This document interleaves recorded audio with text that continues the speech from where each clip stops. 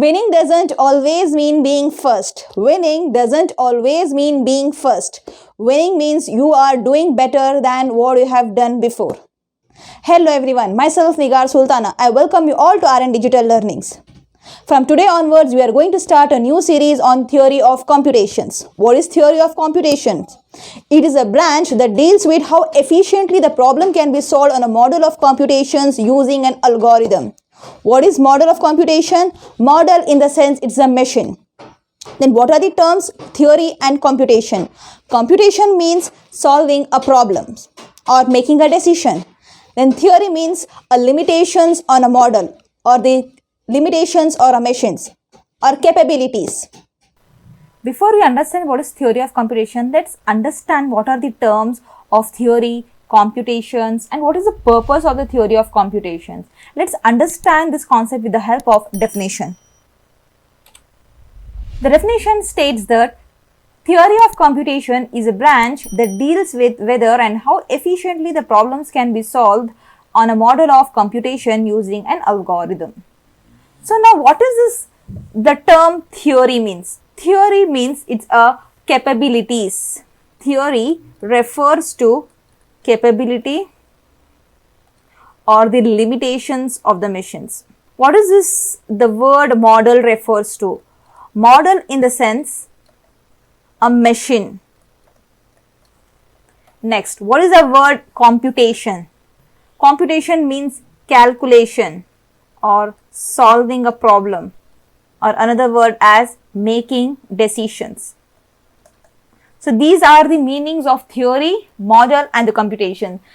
So now what is this definition? So it's a branch that deals with how can we solve a problem on a model of computation. Means what? Model in the sense it's a machine. How can we solve the problem on a machine using an algorithm? So this is the definition of theory of computation. Now let's see what are the fields do we come across in theory of computation. There are three fields. First is automata theory, computability theory and complexity theory. Now let's see what it deals with. So the first automata theory deals with can we mathematically model the computation. So under this we are going to learn about the regular languages. What are the regular languages? DFA, NFA and the regular expressions. Next comes the context-free languages. Now what comes under this context-free languages? So here we are going to learn about the context-free grammar, CFG. Next comes the PDA, that is push-down automata. And we are going to learn about the Turing machines. So what are Turing machines? So these Turing machines are powerful than these context-free languages and the regular languages. So these are the concepts which come under automata theory. We are going to learn each term by term in our next videos. Next field is your computability theory. So first theory is your automata theory. Next field is your computability theory. So what this computability theory deals with? It deals with can a computer solve all the problems? So now under this we are going to learn the halting problem. Next, the third field is complexity theory. So what it deals with? It deals with how efficient the solution is. Under this we are going to learn about time and space complexity using big O notation. So these are the three fields. First field is the automata theory. Under automata theory, we are going to learn about the regular languages. What are the regular languages? Like DFA, NFA and regular expressions. Next comes the context-free languages, that is CFG, context-free grammar as well as push-down automata. Next comes the Turing machine. All these three things will come under the automata theory. Next is computability theory. So under this computability theory, we are going to learn about the halting problems. Next comes the complexity theory. Under this, we are going to learn about the time and space complexity using a big O notation. Next, let's understand few terminologies.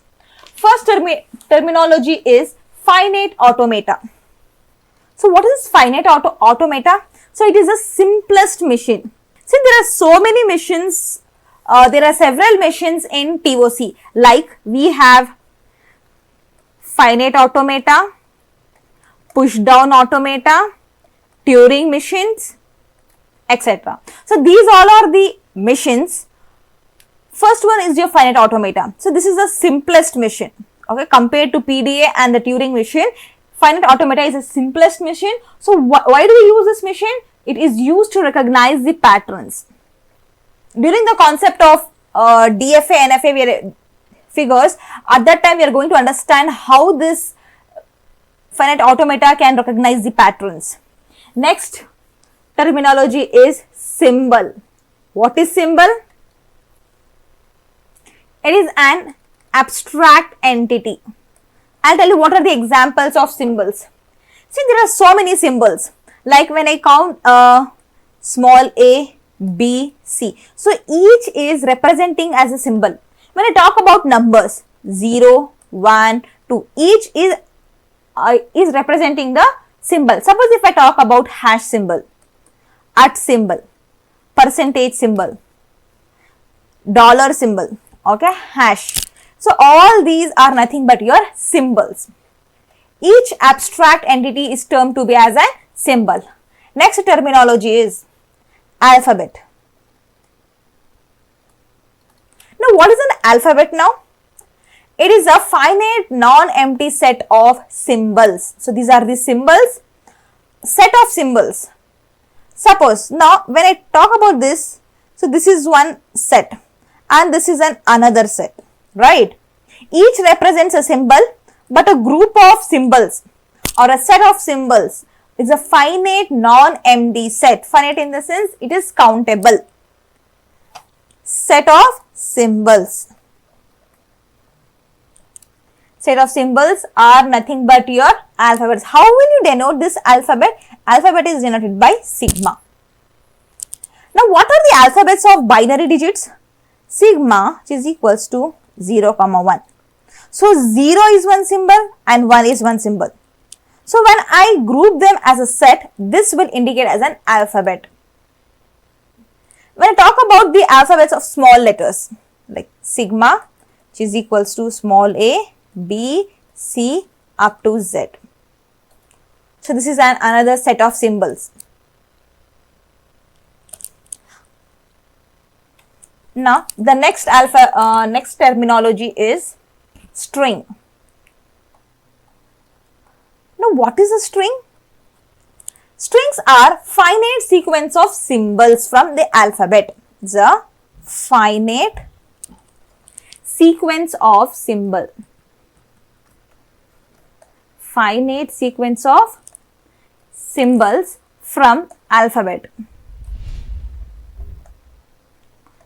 I'll teach you with the help of an example. I have told you the alphabet can be 0 and 1. What can be the strings of this alphabet? The strings can be 0, it can be 1, it can be 0, 0, 0, 1, 1, 0, 1, 1, 0, 0, 0, etc. So these are the sequence of symbols from an alphabet. I hope everyone have understood this. The next terminology is length of a string.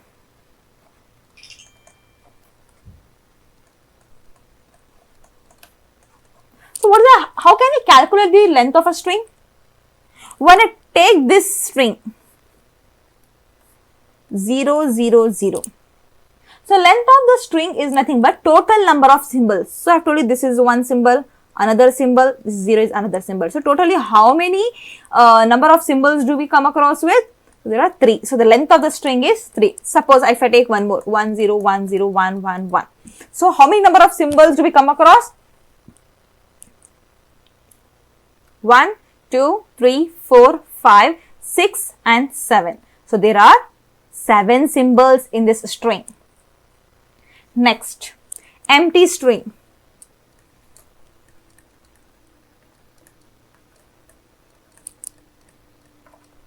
So what is an empty string now? If the length of the string is 0, then it indicates that it's an empty string. How will you denote this empty string? With a symbol of epsilon. So this is a symbol for empty string. Now the next terminology is language. So what is a language now?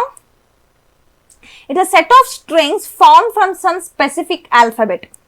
These are the set of strings formed from some specific alphabet. And these languages are denoted by sigma star. In our next video, we are going to talk about what is a language, what are the operations of languages, and how will we represent the finite automata. Now let's see what are the operations of string. So we know what are strings. Just now we have learned the finite sequence of symbols from an alphabet are nothing but strings. If I talk about alphabet as A and B, okay, so what can be the possible strings? The strings can be like A, B, AB, AA, BB, etc. So these all are the number of sequence of symbols. Each thing is called as strings. This is one string, another string, another string, this is another string. Okay, these are the strings. Now what are the operation can we perform on strings? Suppose now I have two strings, like let me take X is equals to computer and another string Y is equals to science. Okay. Now how can we concatenate these two strings? Now these two we can concatenate with the help of dot operator, X dot Y. What this gives? So when I concatenate, it joins the two strings. I'll get it as computer science. So after concatenation, I'll get computer science as one string. Now the next operation is prefix of yes. What is the prefix of yes? So yes indicates the string here. Any number of leading symbols of yes, whereas suffix are any number of trailing symbols of yes. Suppose I have the string yes is equals to ABC. Now what are the leading parts? Leading parts in the sense starting part or the starting symbols of a string. So first prefix of this yes is, first it is an empty string. Next comes the, what is the leading symbol of this string? A. Next comes the AB. Later on we get the ABC. So these all are the leading symbols of the string. Now when I talk about the suffix of string, that is now we are going to talk about the trailing symbols of yes. S is equals to ABC. So first include empty string. Now what is the trailing part? So first comes the C, next comes the BC, next is ABC. So these all are the suffix of string yes.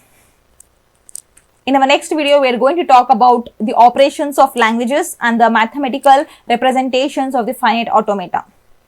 Thank you for watching our video. Do like, subscribe and share with your friends.